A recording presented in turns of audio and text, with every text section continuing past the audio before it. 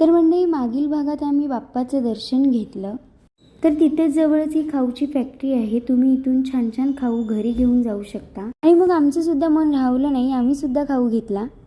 तर तुम्ही इथे पाहू शकता खाऊ घेताना आम्ही इतक्या बारकाईने चष्मा लावून जवळून बघून तो खाऊ घेतलेला आहे.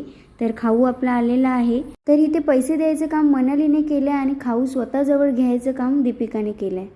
बोलते काय नाही काय बोलते? मी रागात बघते. रागामध्ये तुमच्याकडे बघते ना तशी ती काय व कशी बघ माहीत रागात बघते. ही माझी बहीणच आली, तिला बांधलंय.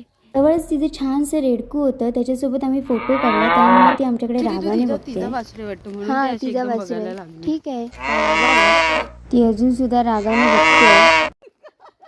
तर असंच हसत मस्ती मजा करत आम्ही आजचा संडे एन्जॉय केला. कसा वाटला कमेंट करून नक्की सांगा.